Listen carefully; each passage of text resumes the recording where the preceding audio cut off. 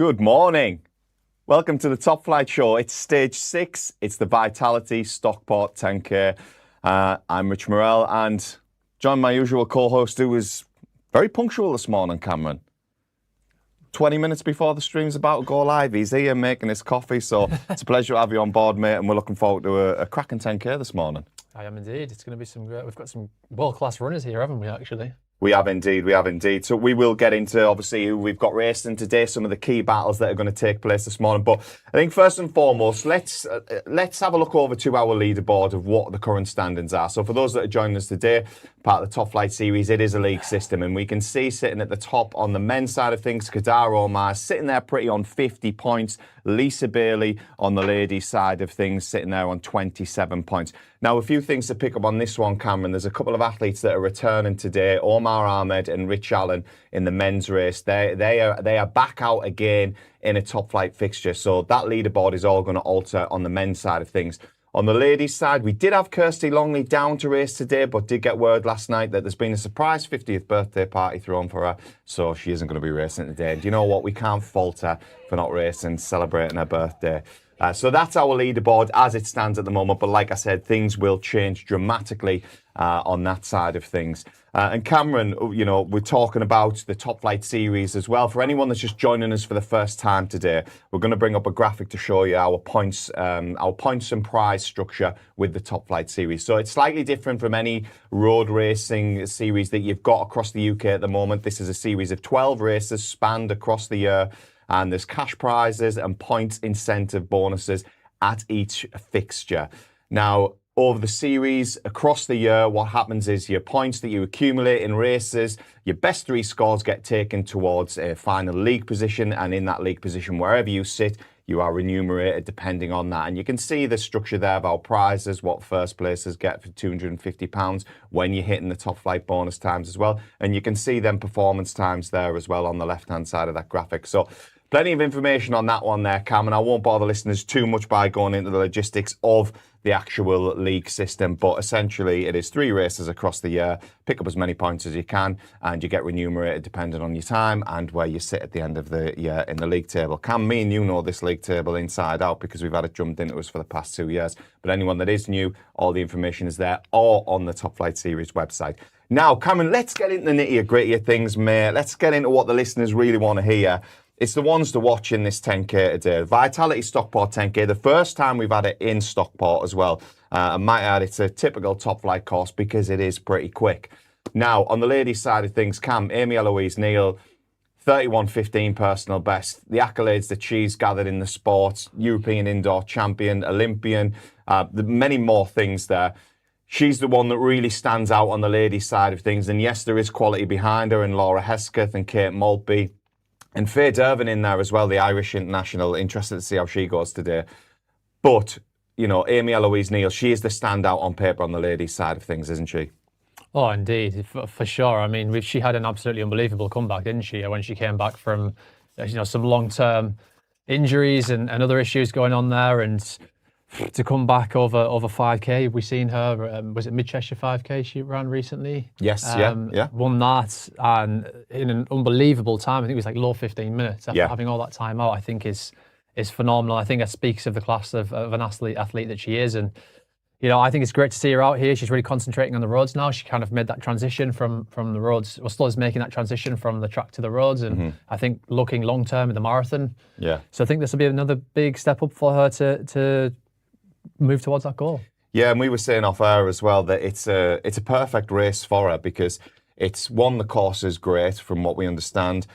2, from the chat that we've had down from the guys that are on the course this morning as well, weather conditions are pretty good for 10K runner, but also there's that mixed element of it as well. So, you know, the race within the race, she's going to be in a group with some various athletes, probably a bunch of men. So hopefully that's going to be able to, you know, pull her along and she can, you know, almost switch off and click a few kilometers by and not have to worry about, right, I need to do this now into this section because the wind's stronger there or anything like that. So I think prime opportunity for her today. And on the men's side of things, Cam, well, where do we start with this one? Again, international athlete in there, Johnny Mellor.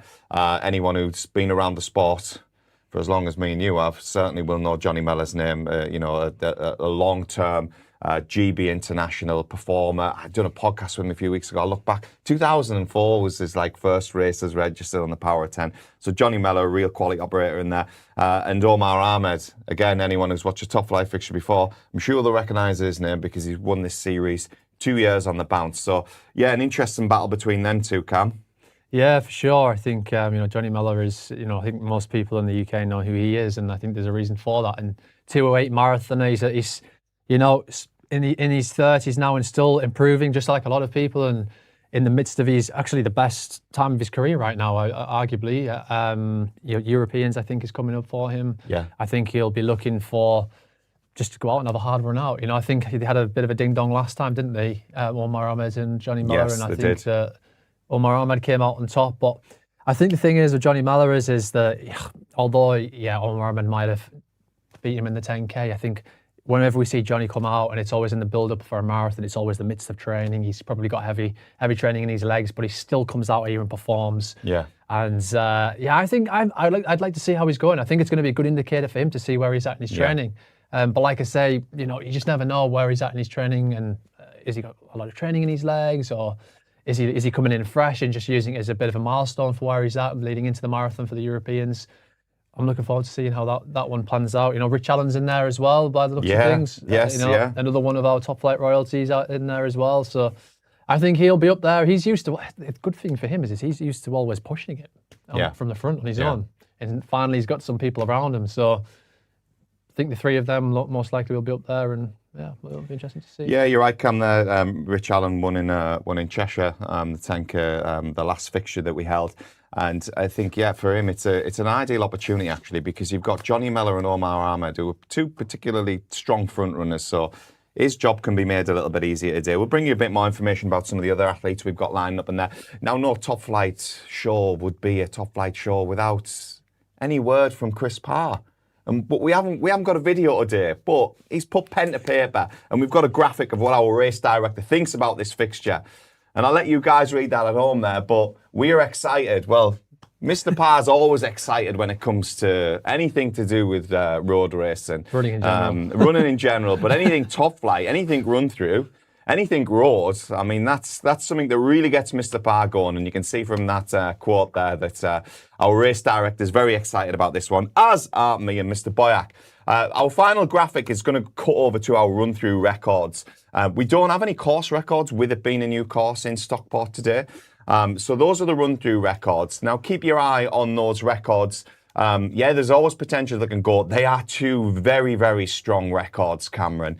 28:14 by Emile Caress back in 2021. And 31:19 by Jess Warner-Judd at Ribble Valley, again in 2021. Two extremely strong run-through records there. I wouldn't anticipate them going, but hey, Cam, never say never in this athletics game. Do you know what? I actually think the women's... Out of the two, I'd agree. Obviously, yeah. I mean, out of the two, 100%. But the women's, I think, when...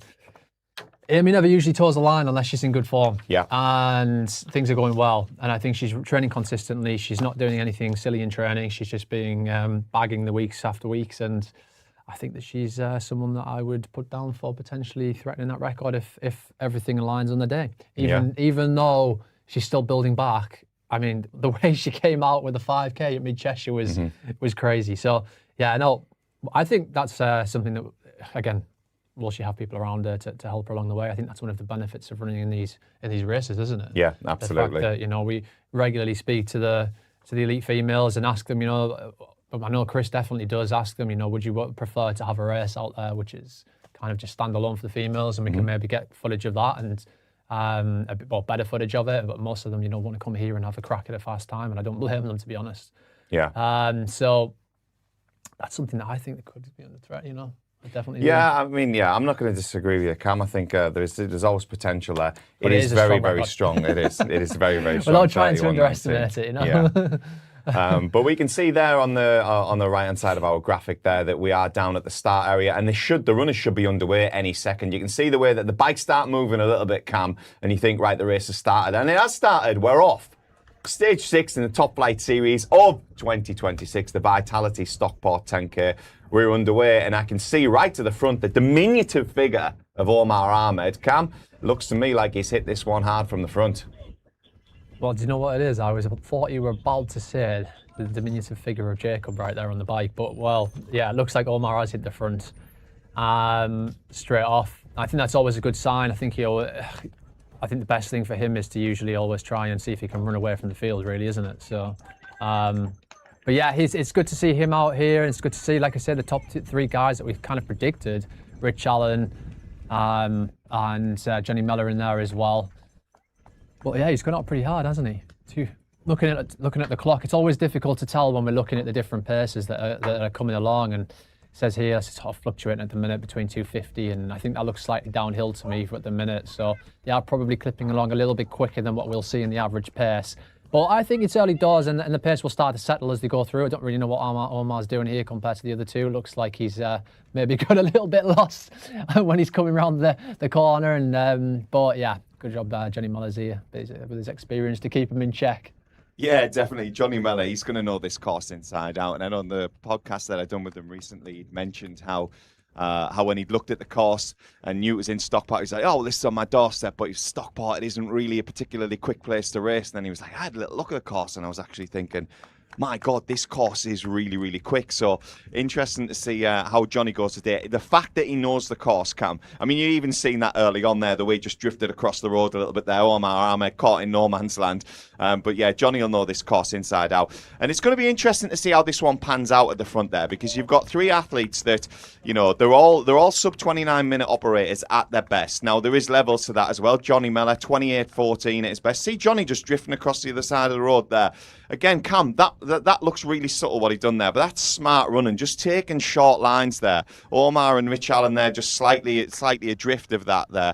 But yeah, Johnny Miller, experienced campaigner, 28.14 on paper, the quickest in this field. Omar Ahmed, again, 28.27. And Cam, the thing with Omar Ahmed this season is he's in shape at the moment because he ran that equal personal best in Manchester over 10K recently. So it's going to be an intriguing battle between them two today. As I say that, though, it's not them two that are on the front at the moment.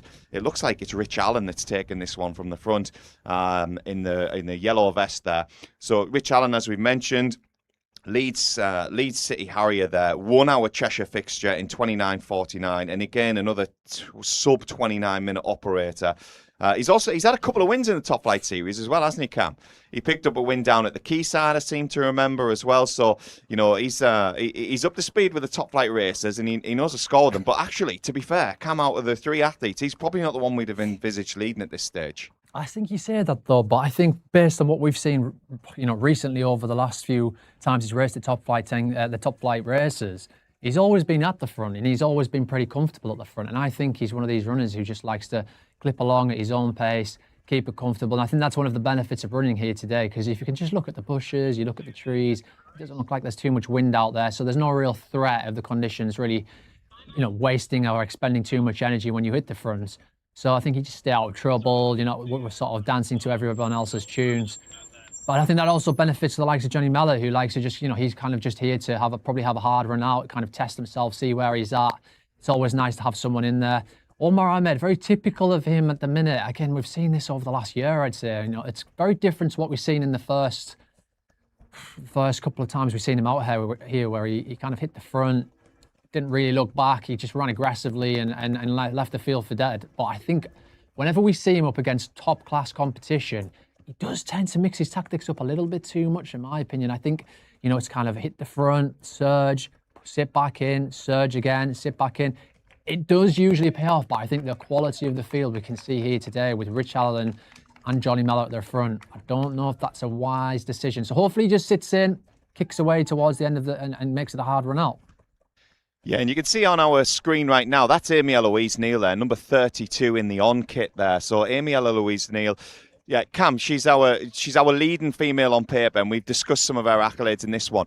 Now, unfortunately, she's caught in a bit of no man's land at the moment, isn't she, Cam? And I'd like to see her be able. I know it's early doors in this 10K race, but I'd like to see her be able to get into a group, whether it's a group from behind that come and join her, or whether she can pull on the athlete in front there. I'm wondering whether that's Gary Priestley in front there in the red vest. I seem to recall them colours and that running style.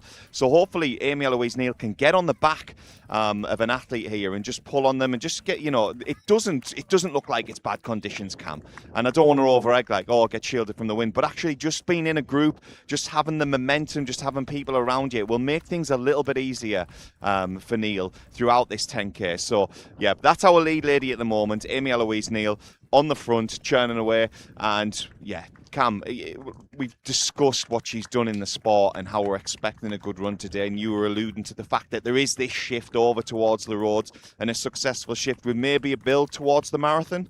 Yeah, for sure. I think she's definitely making that transition. She had a couple of a couple of years now where she's had a few niggles here and there, and which has disrupted that. But the class of athlete that she is, that she came back, and like I say, she's said a few times already, mid-Cheshire 5K, when I seen her come out and run low 15s, almost getting into those 14-minute bracket. It's world-class running.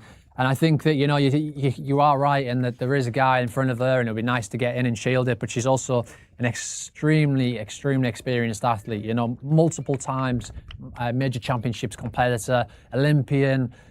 It doesn't really get much better when it comes to accolades or experience under your belt than running at major championships and really knowing your body and what sort of pace that you really want to go off at.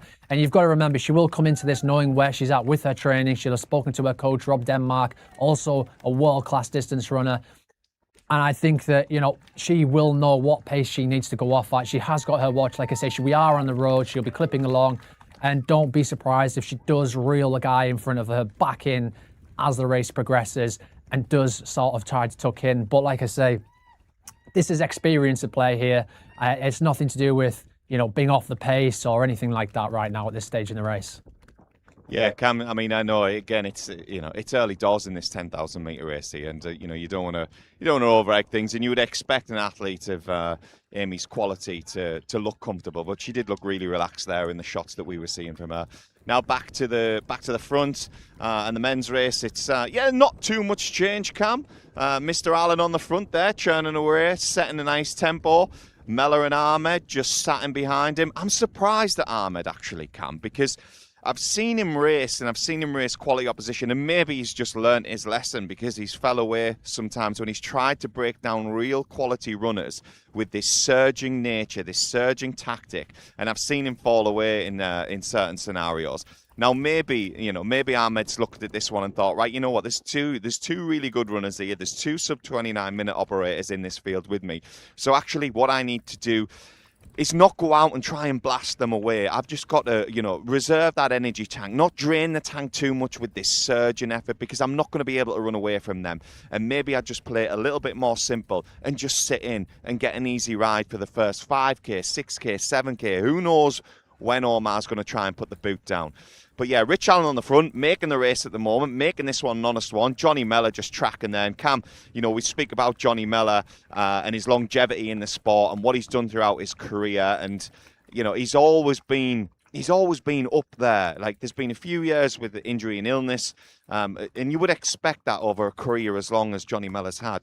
But when he is on form, when he is in shape, you can't write Mella off in this one. And building towards the marathon, the European Championships, that is Mella's big focus for the season here. This is just part of the build. Now, what I did notice with Johnny Mella is before he ran his 2:08:43, I think it was, in Valencia, about a month beforehand, he went and ran a 10K, and he went and ran a 28:28, something like that. Wasn't quite a personal best, but it was a real strong run out. And I wonder, you look at where we're at in the season compared to where the European champs that, they're due in the next 2-3 weeks' time. You do wonder whether Mella's, about that 3 to 4 weeks out, whether he has a little bit of a taper and it's like, right, let's really smack a 10K out the park here. And this could be this 10K that he's going to smack out the park today, Cam. What do you think? It's always hard to tell, isn't it? I mean, until we get the split, we kind of know where we are in terms of the race. I think, you're just looking at him, he's like smooth as butter, isn't he? I think I have great memories watching Johnny Miller all the way back from, the early 2000s, like you said. So if I say early 2000s, probably, 2008 sort of time, 2010. Still remember watching him on the indoors in the 3K at the British Indoor Grand Prix. I remember watching him, all the way back in 2011-ish sort of time. I remember watching him train in Portugal as a young junior athlete and seeing him out with his group, with his Liverpool group.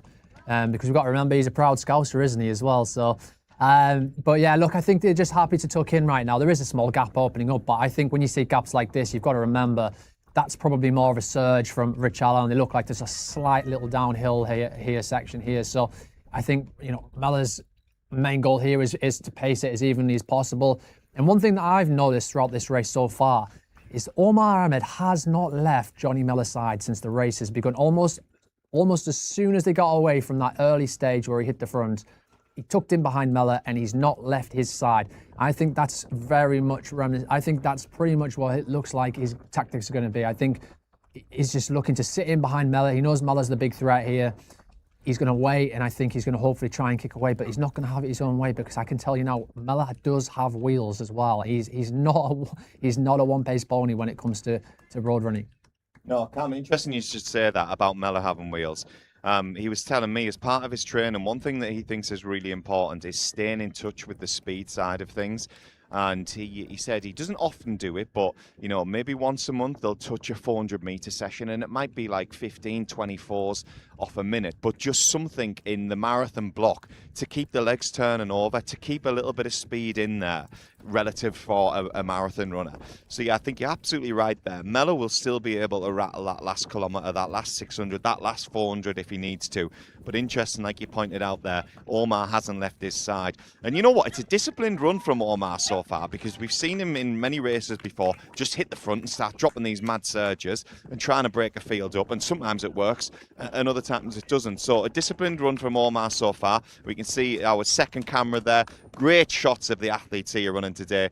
Amy Eloise Neal. Again, Cam, yeah, it's a bit unfortunate that there isn't a group just in front of her here, but she's sticking to the task. And I guess for Amy, she could get after the athlete in front and really close it down. But like we've brought in before, the experience that she's got in the sport, she'll know when she's going to red line. She'll know what she's looking for roughly today. So actually, she's probably better just sticking to task instead of having this like obsessive nature about, right, I need to be in a group here because I'm in a mixed race. I need to take that opportunity. At the moment, she's out solo, but things change dramatically over 10K, and they're not even at the halfway mark yet. So Amy Eloise Neal doing her thing on the front in this ladies' race. I haven't got any update on where some of our other female athletes are in this one, but ones to watch out for: Laura Hesketh in there, Kate Maltby from Border Harriers, Faye Dervin as well, the Irish international. Cam, I was intrigued to see how Faye Dervin will go today. She had a really good run up at the Pursuit 5000 up in Stirling a couple of weeks back, 16:05 on the track. So yeah, be intrigued to see how she goes today. And back to Laura Hesketh there, still running PBs, 43 years old, Cam, clocking 33:15 for the 10K and a 73:43 at the Wilmslow half marathon as well. So that's our ladies, a summary of our ladies ones to watch out for. But Cam, some interesting changes on the front here. Omar seems to have pushed on to Rich Allen. There's a little bit of a gap, Cam. Now, what do you think's happening here, Cameron? Do you think it's a case of Mellor's feeling the pace a little bit, or is this just, you two can have a little ding-dong for a little bit, you can burn a little bit of energy, but I'm happy doing my thing? It's what I just said before, in my opinion. I mean, we're only 5 kilometres into the race. I'd be very, very surprised if Mellor gets dropped at this time in the race, unless there's some kind of an issue going on with him. To be getting dropped at, this point in the race and be running outside of 14 minutes, that's just not going to happen when Mellor toes the line, in my opinion. It really isn't. And, it's usually, I think, well, I say that, there is a gap opening up even further now, but again, I would be shocked if he comes back, if he doesn't come back. And that was the roads would be the next best option. I'm going to move up the distances. I think that's usually the standard thing to do when the older you get. Not old by any means, I should say age as me. I'm just putting it out there. I'm not old. But anyway, but the other thing is that what we're seeing a lot of the time now is with brands, is that brands are starting to invest a lot more on the roads. The brands get a lot more back from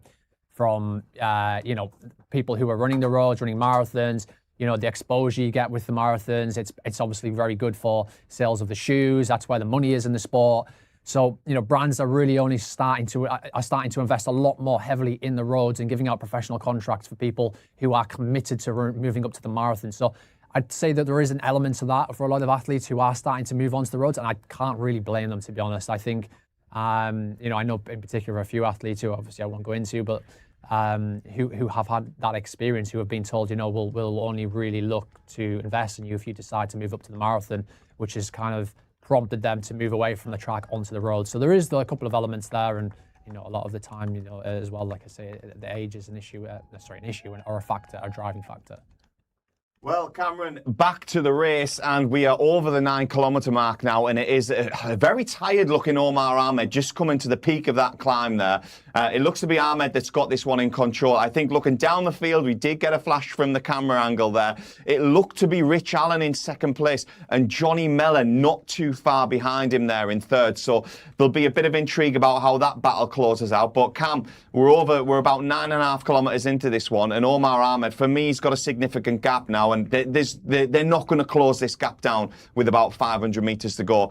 He does look tired though, Cam, so he's obviously put in some surges at some point and really done some damage to the field there. And I do wonder if when we've seen Johnny Mellor coming off the back around about the 5 kilometre mark, whether that has just been the early indications there that I'm not able to go with this. And then from there, Rich Allen's followed Omar Ahmed, and then Omar Ahmed's broken Rich Allen down. But we can see Ahmed at the moment, Cam, he looks tired, but he's certainly in control.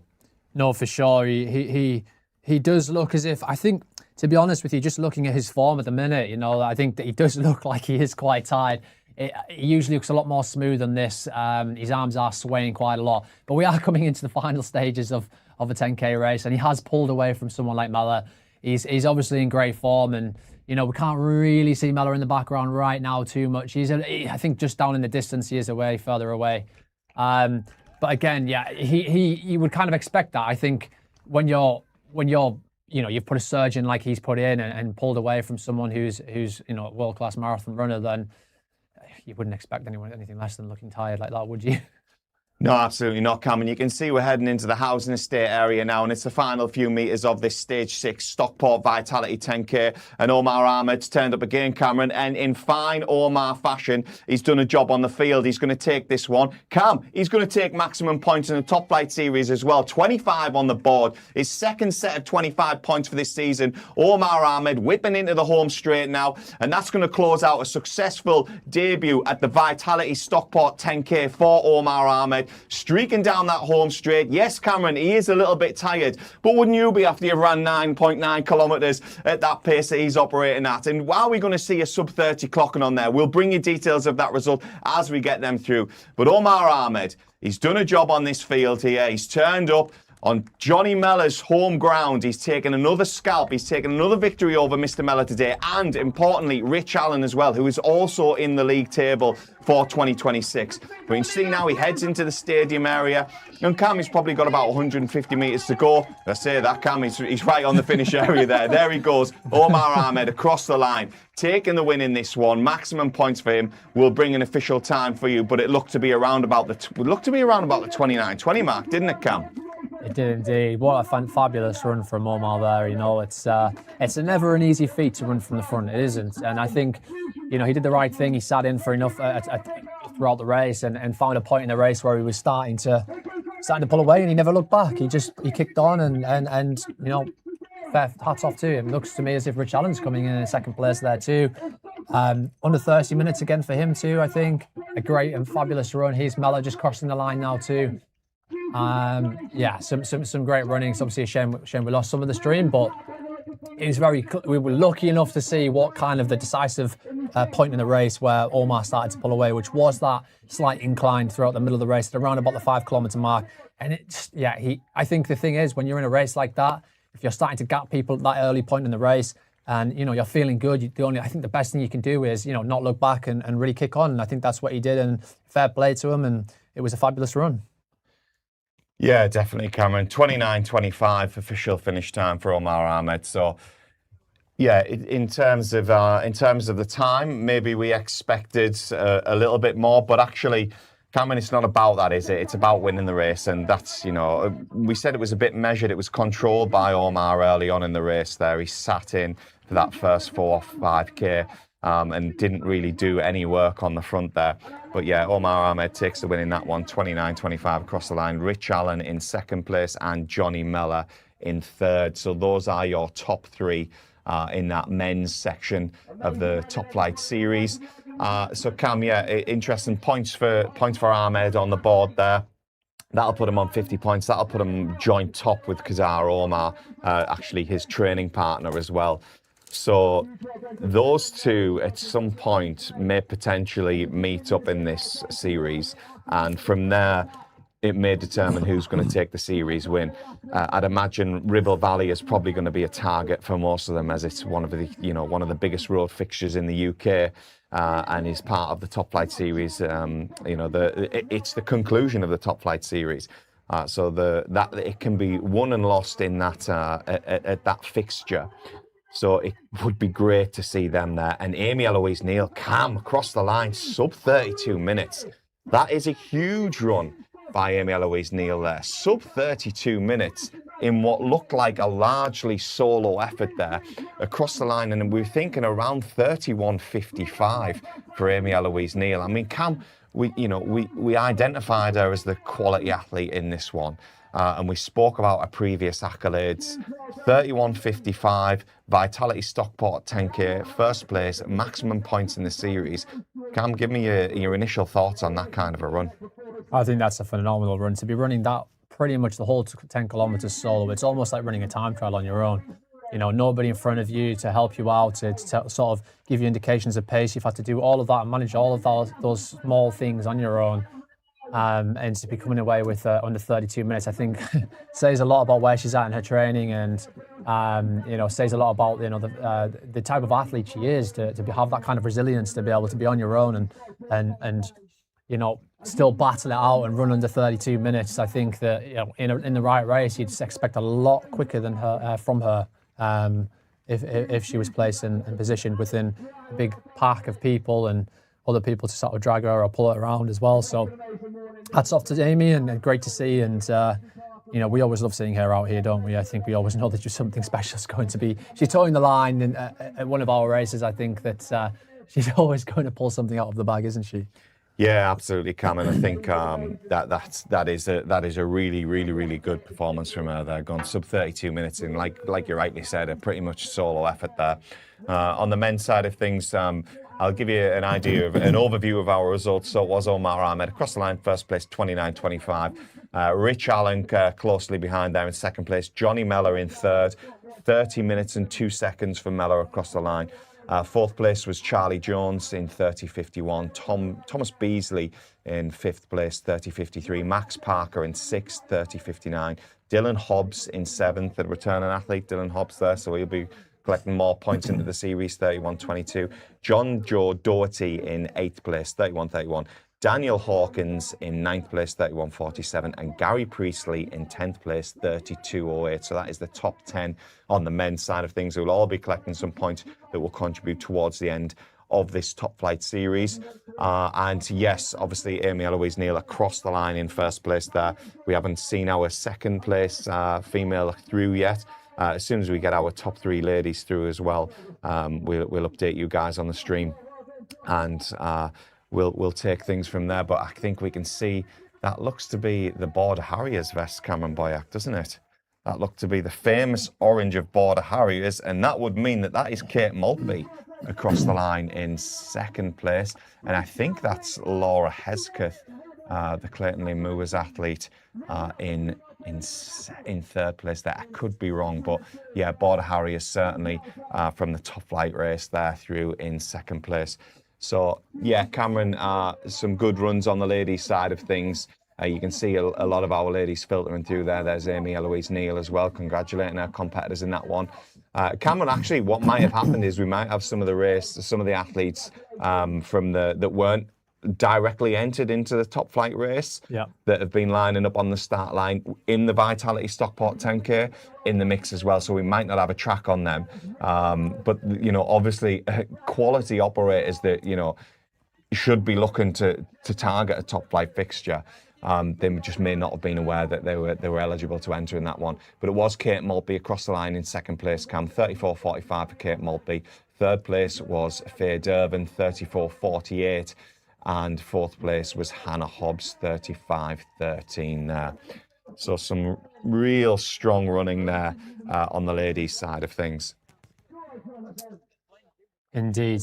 Kate Maltby as well. I think she was the Newcastle the Great North 10K champ recently, actually, from what I recall. So another quality athlete there, and great to see her in the famous Border Harriers. Had some really good few Olympians actually over the last decade. It's if I recall slightly, Tom Farrell and Ollie Dustin as well, both Border Harriers, both Olympic athletes. Great to see our top 3 females there, all looking happy. Looks like Amy's recovered pretty quickly there, no surprise.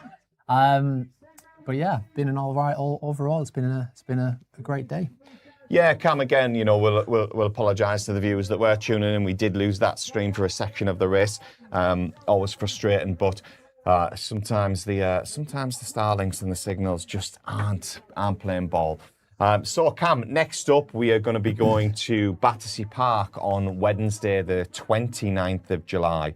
That's going to be the next fixture in the Top Flight Series. So, Cam, that one's coming up pretty quickly, to be honest. It was one of our fixtures that was moved due to the summer heat wave that we were experiencing, temperatures up to 38 degrees in London that evening. So yeah, we've moved that fixture. So that is going to be stage 7 of the Top Flight Series. So that is Wednesday, the 29th of July. So if you're interested in watching that one, we'll certainly have our usual preview show out for it. And we'll also have our live stream in Battersea Park for that 5K. And Cam, I've seen some of the entrants on the start list for that one, and that one is jam-packed, and I mean jam-packed. I know we often get little pockets of, you know, quality athletes turning up to these top flight fixtures, but that Battersea Park fixture is going to be pretty insane on both sides, on the men's and women's side of things. So yeah, that's our next fixture, 29th of July, Battersea Park. And, you know, if you enjoy our content, if you're enjoying the podcasts, or you're interested in the Top Flight Series in general, then please do jump onto the Top Flight Instagram page. You can also follow us on YouTube as well. Subscribe to that, give the videos a like, give them a share. All the engagement with the content is really, really useful for the Top Flight Series and Run Through as well. But from me and Cameron Bayek in the studios, Cam, it's time to wrap things up. Indeed. Yeah. Right. It's been a pleasure, guys, and we'll see you next time.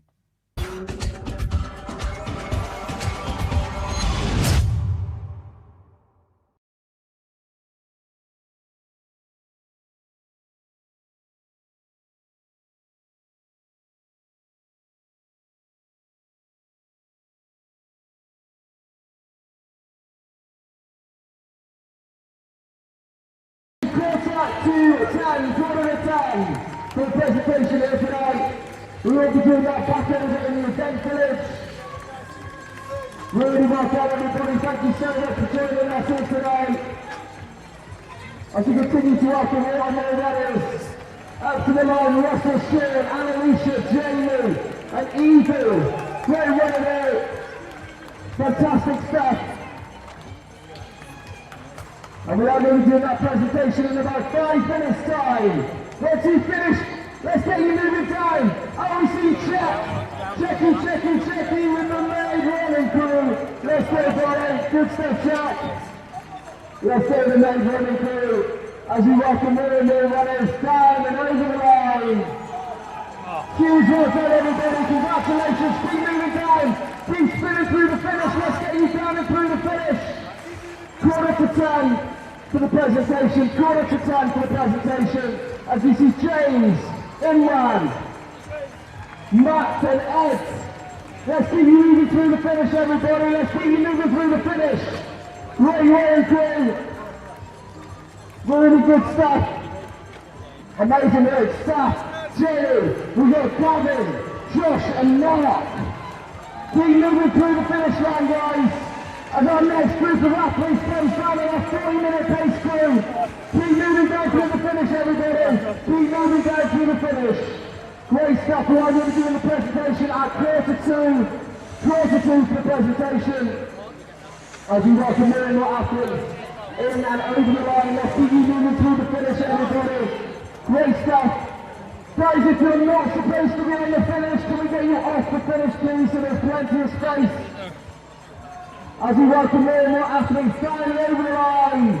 We've got this whole thing live streamed. Remember, you can check out the live stream later on our RunThrough YouTube channel. Every single finish will be on that live stream. And the legends, Danny and Jason, put out there in the bikes today, streaming the male and the female race. It looked like a battle. Amy dominated man in the female race. The male race, it was a win for Omar and 3 set 40s in the first 3 positions, with Olympian Johnny Miller in third as well, as we continue to welcome more athletes. As we know, let's go guys, the primary runners. I am going to head to do the presentation in about 2 minutes time as our next group comes up and over the line. Let's go guys, the Vitality Stockport 10K. Great work everybody, have an amazing day.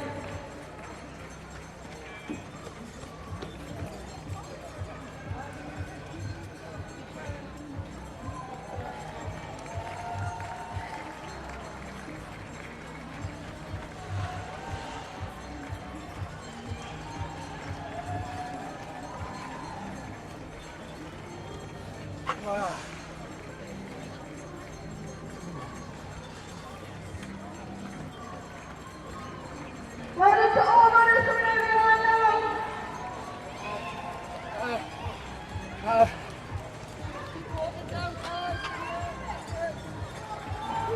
We're ready for finishing time.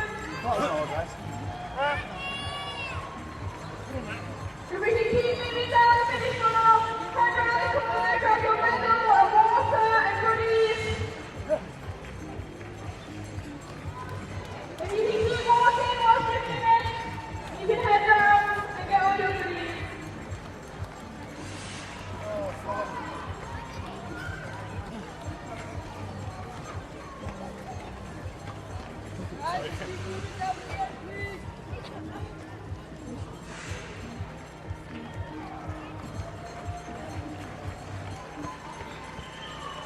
Please welcome everyone across the finishing line.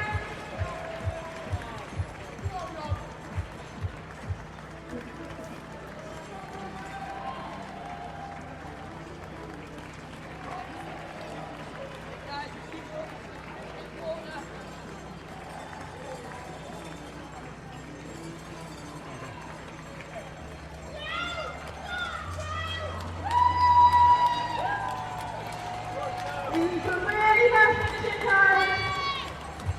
Everyone's worked too hard out there to achieve this today. We've got Joe coming over the line, Robin